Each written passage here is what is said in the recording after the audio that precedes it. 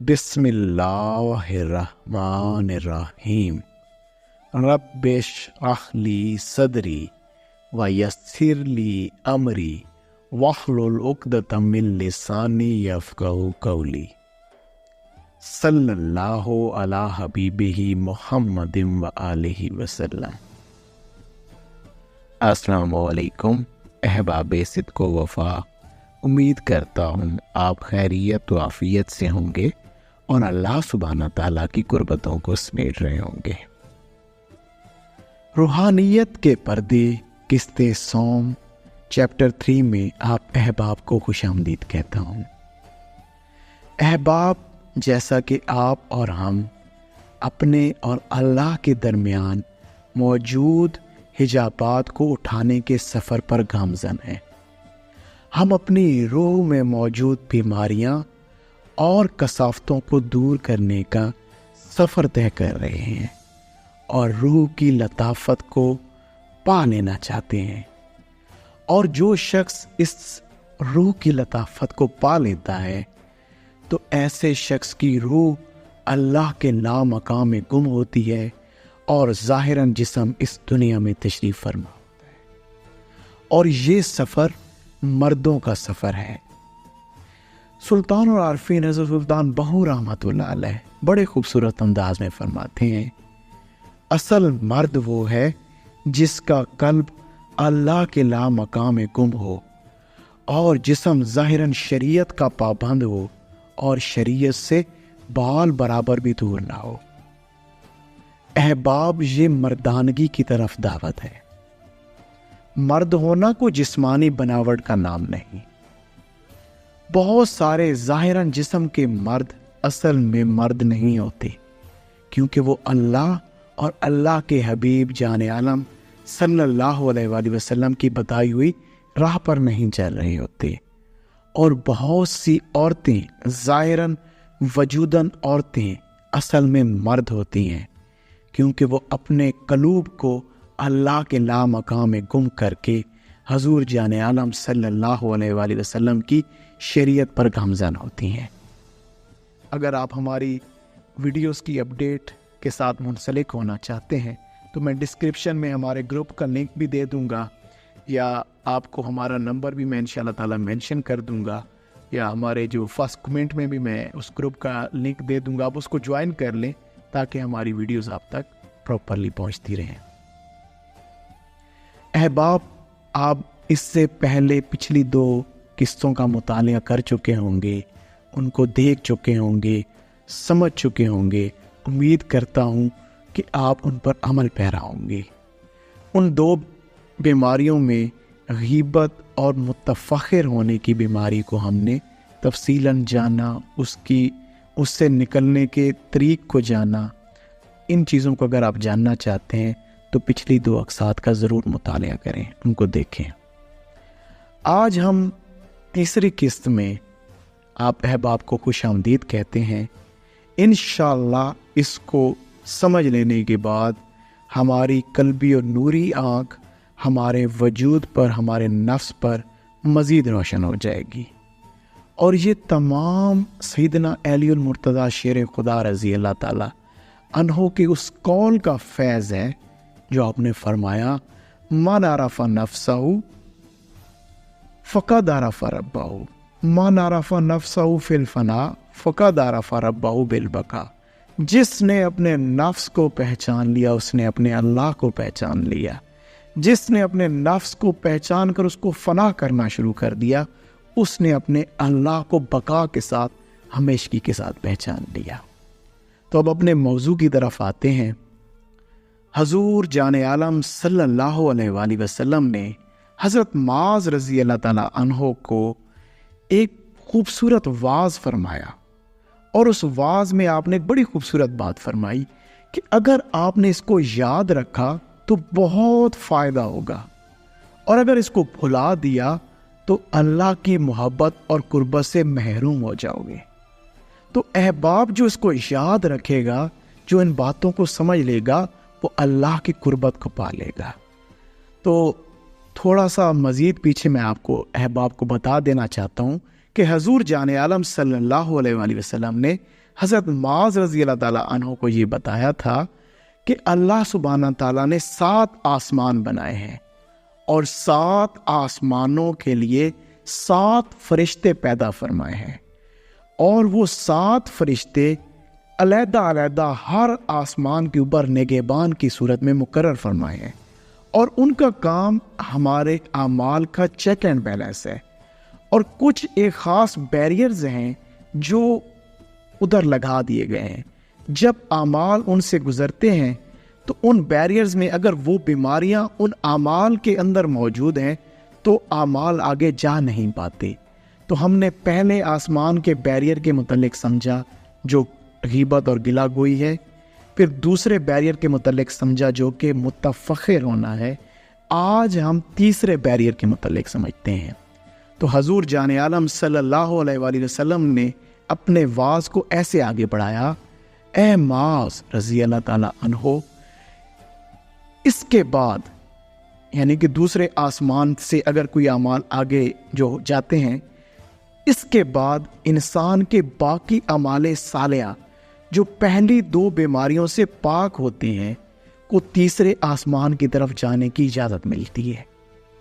جب حفاظت کرنے والے فرشتے ان اعمال کو تیسرے آسمان تک لے جاتے ہیں تو صوم و صدقہ اور صلات کی وجہ سے ان اعمال میں ایک نرالی چمک جلوہ افروز ہو جاتی ہے، جس کو حفاظ فرشتے دیکھ کر بہت خوش ہوتے ہیں، اور خوشی خوشی ان اعمال کو تیسرے آسمان سے آگے لے جانا چاہتے ہیں کہ تیسرے آسمان کا نگہبان فرشتہ آ کر آواز دیتا ہے، ٹھہر جاؤ، اس کے اعمال اوپر نہیں جا سکتے کیونکہ یہ متکبر انسان ہے، جہاں بیٹھتا ہے تکبر کرتا ہے، مجھے حکم ہے ایسے شخص کے اعمال کو اوپر نہ جانے دوں، لہٰذا اس کے اعمال جن پر تکبر اثر انداز ہے وہ واپس لے جا کر اس کے منہ پر دے مارو۔ احباب، گلہ گو، غیبت، متفخر ہونے کے بعد جو بیماری انسان اور اللہ کے درمیان حجاب اکبر ہے وہ تکبر کی بیماری ہے۔ تو آج ہم تکبر کی بیماری کو سمجھیں گے اور اس سے نکلنے کے معاملات سمجھیں گے۔ اب تکبر کے اندر بہت سی پیچیدگیاں ہیں جو آج ہم اس ویڈیو میں آگے سمجھیں گے۔ احباب، سب سے پہلے ہم یہ سمجھتے ہیں کہ فخر اور تکبر میں کیا فرق ہے، کیونکہ بہت سے احباب فخر اور تکبر میں فرق فیل نہیں کر پائیں گے۔ فخر کیا ہے اور تکبر کیا ہے؟ سب سے پہلے فخر کی بات کرتے ہیں۔ احباب، فخر یہ ہے کہ انسان کو اللہ سبحانہ تعالیٰ نے کوئی عزت اور مقام اور مرتبہ دیا ہو اور وہ اس پر بہت نازا ہو اور اس کی وجہ سے وہ لوگوں کو کم تر جانتا ہو، تو یہ فخر کرنے کی بیماری ہے۔ یعنی کہ اللہ کی عطا کردہ کسی نعمت کو اپنی ذاتی کوشش جاننا اور اس نعمت کے بدولت دوسروں کو کم تر جاننا، یہ فخر ہے، یہ فخر ہے۔ اب تکبر سمجھیے۔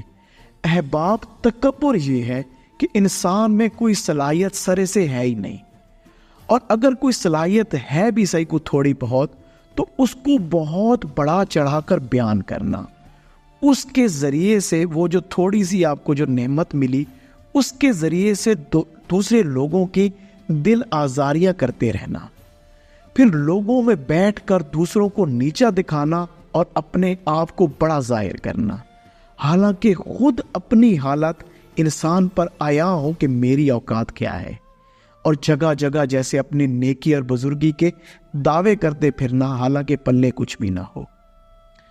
احباب، اگر میں آپ کو سمپلائز دونوں میں فرق سمجھا دوں، فخر کی مثال یہ ہے کہ انسان کوئی اچھا مقرر ہے اور اپنی اس صلاحیت سے اطمینان حاصل کرنے کے لیے وہ لوگوں سے تعریف سننا چاہتا ہے کہ لوگ اس کی تعریف کریں اور اس کی صلاحیتوں پر اشش کر اٹھیں، لیکن پھر بھی وہ لوگوں کو، دوسرے جو بھی کوئی اور مقرر ہے ان کو کم تر بھی جانتا ہے، خود کو بڑا اعلیٰ سمجھتا ہے، اس کے اندر صلاحیت ہے۔ لیکن ایک دوسرا انسان جو کہ اچھا مقرر ہے ہی نہیں، تھوڑی بہت اس کے اندر کوئی صلاحیت ہے، وہ بھی معمولی سی، لیکن وہ اپنے آپ کو بہت ہی اچھا مقرر سمجھے اور تمام کائنات کے لوگوں کو خود سے کم تر جانے اور لوگوں کو کم تر جاننے کے معاملات میں لوگوں کی دل آزاریاں کرتا پھرے، دوسروں کو نیچا دکھاتا پھرے، تو ایسا شخص تکبر میں مبتلا ہے۔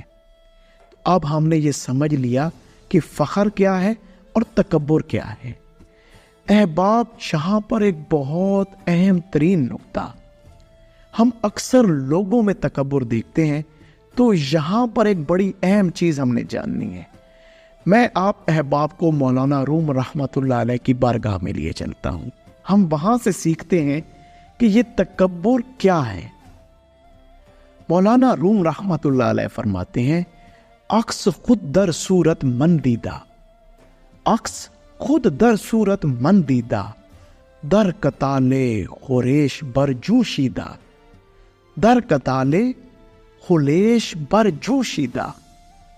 آپ بڑے خوبصورت انداز میں فرما رہے ہیں، آپ فرماتے ہیں، صاحب زادے اصل میں تو نے اپنا ہی عکس مجھ میں دیکھ لیا ہے، کیونکہ تم خود غرور و تکبر میں مبتلا ہو، لہٰذا یہ جو تم میرے ساتھ لڑنے کے لیے جوش دکھا رہے ہو کہ میں متکبر ہوں، اصل میں تم اپنی ہی صورت سے لڑنے مرنے کو تیار ہو۔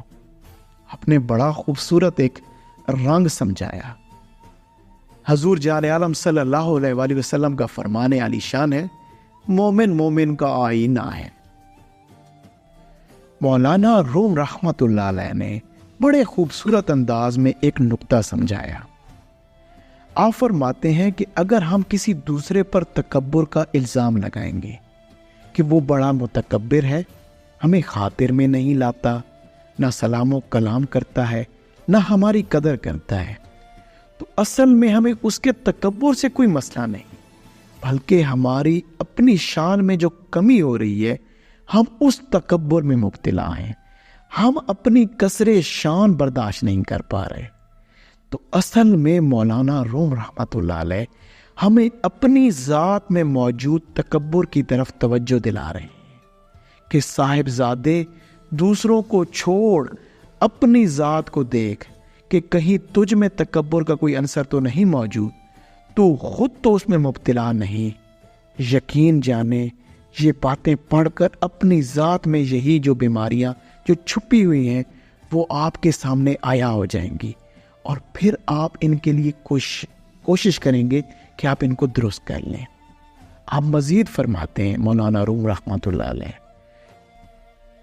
چھو مانو سراش پائے تواضع پر نمی دانم، چھو مانو سراش پائے تواضع پر نمی دانم، اگر با آ بزرگی آسماں گیرد رکابم را، اگر با آ بزرگی آسماں گیرد رکابم را۔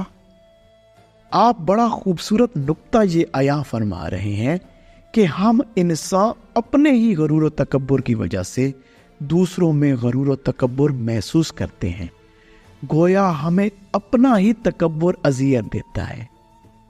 احباب، اگر ہم چاہتے ہیں کہ ہم اس تکبر کی بیماری سے باہر آئیں تو ہمیں کسی ہتھیار الہی کا سہارا لینا ہوگا۔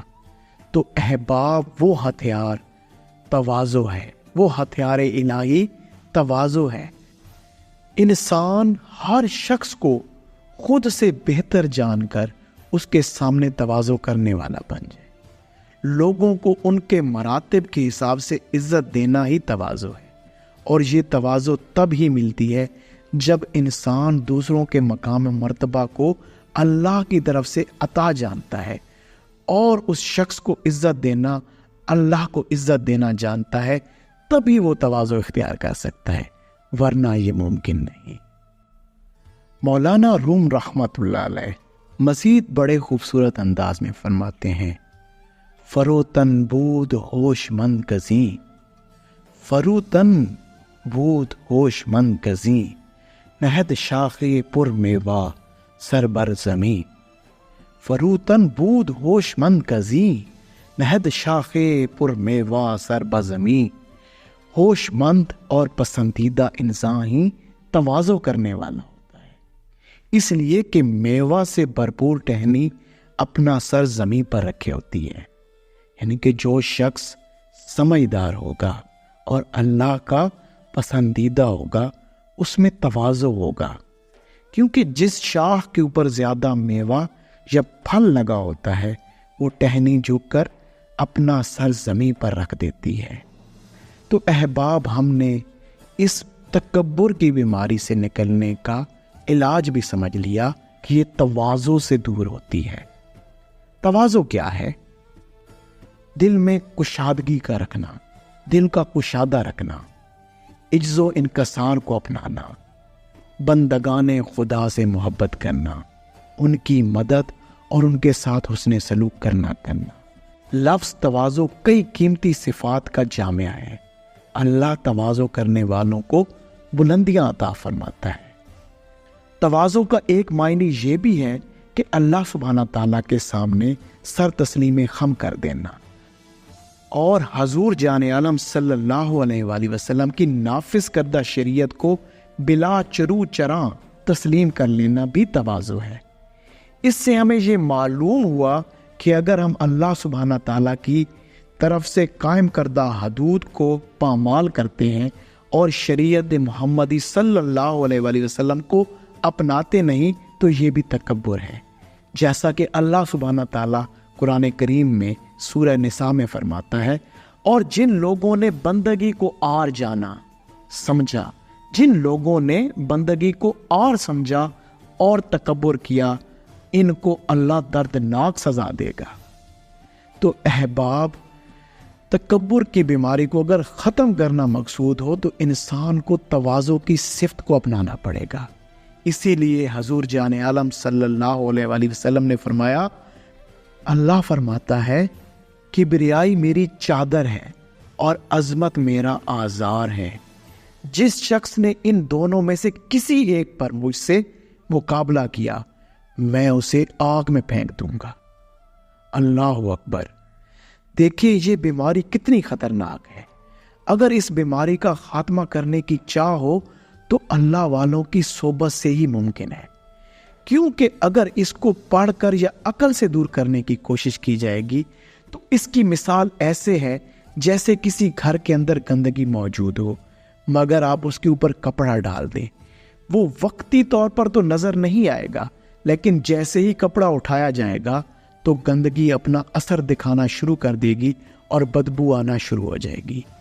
احباب، ایسے ہی ہے.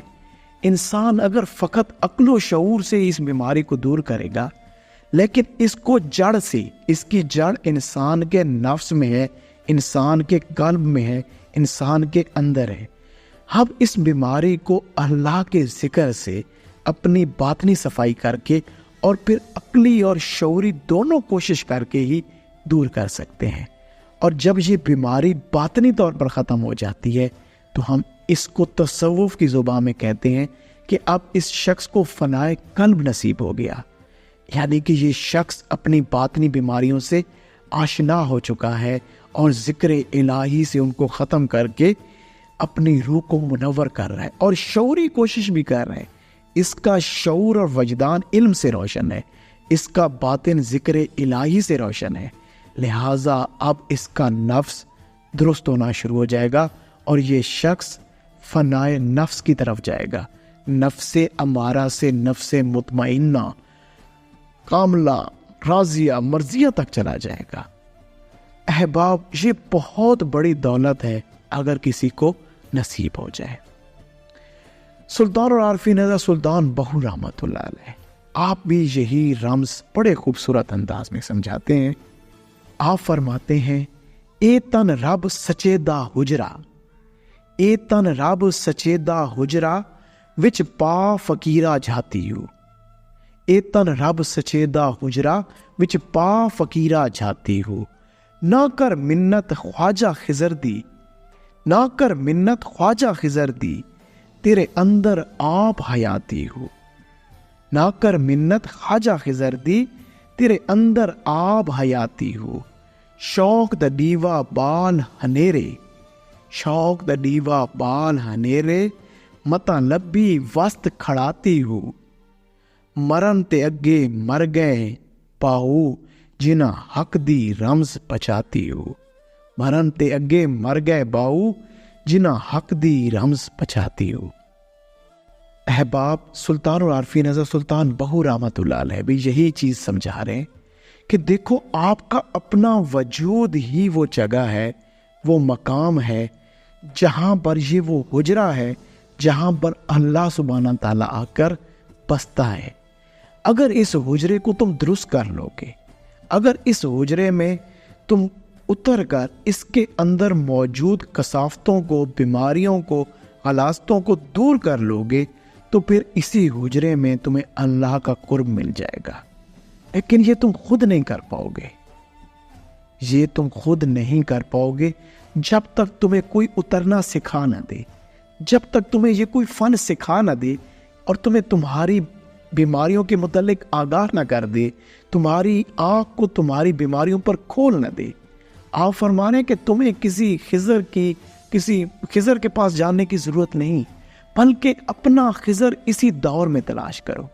अल्लाह ने हर शख्स के लिए कोई ना कोई राय हदायत का मामला रखा होता है। किसी न किसी शख्स किसी न किसी जगह के ज़रिए से उसको अपनी कल्बी आँख को रोशन करने का मौका मिलता रहता है। आप फरमा रहे हैं कि देखो साहिबजादे, अपने अंदर हक का शौक पैदा करो ताकि तुम्हें वो ज़माना याद आ जाए, वो सोबत याद आ जाए तुम अल्लाह के कुर्ब में गुजार कर आ चुके हो। ये तुम्हें कैसे याद आएगी? तुम अल्लाह वालों की सोबत में बैठोगे तो तुम्हारा रुझान उस वादे की तरफ, उस अहद की तरफ चला जाएगा जो तुम अज़ल में अल्लाह के साथ कर रहे थे। और जब तुम अपने अंदर की बीमारियों को, अपने अंदर के तकब्बुरात को, मुतफक्किर होना, गिला गोई, इन बीमारियों को दूर कर लोगे तो फिर तुम्हारी रूह पाक हो जाएगी और तुम्हारी रूह की परवाज़ अल्लाह सुब्हाना ताला के कुर्ब की तरफ हो जाएगी। लेकिन अगर तुम्हारी रूह बीमार है तो तुम्हें किसी न किसी मुआलिज की ज़रूरत है।